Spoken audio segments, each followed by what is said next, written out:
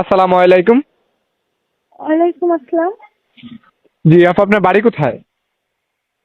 আমার বাড়ি ঝিনেদা। নাম কি আপনার আপু? আমার নাম শিমলা। তো যে ফটোটা পাঠিয়েছেন এটা কি আপনার? হ্যাঁ রে, আমার ফটো, আমি ফটো দিয়ে প্রতিবেদনে আসছি। মাশাআল্লাহ, দেখতে খুব মনোনয়ন সুন্দর। করাতে।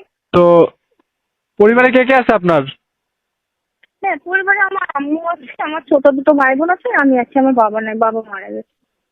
ও, আমরা অনেক কাজকর্ম কিছু কষ্ট করে করেন নাকি না? হ্যাঁ এবার কাজ করি, কাজ না করলে খাবো কি? আমার সংসারে হাল ধরার মতো মানুষ নেই, অনেক ছোটবেলা থেকে কষ্ট করছি তো। এই কারণে একজন মনের মতো মানুষ চাই জীবনসাথী হিসেবে। যে মানুষটা আমার দায়িত্ব নিয়ে আমার পাশে থাকবে, এরকম একজন মানুষ চাই। বুঝতে পারলাম। তো প্রতিবেদনে আসছেন একটা মনের মানুষের জন্য, তাই না? জি। তো মনের মানুষটা যদি একটু বয়স্ক হয়, আগে পরে বিবাহ করে থাকে, তাহলে আপত্তি সমস্যা নাই, আছে আপনার? সে যদি বিবাহ করে তাও আমার সমস্যা নাই, তার বয়স বেশি হলে সমস্যা নাই।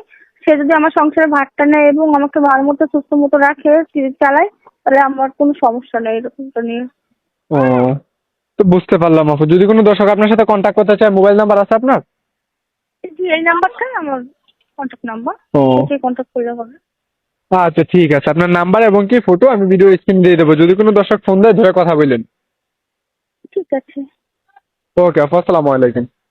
ওয়ালাইকুম আসসালাম।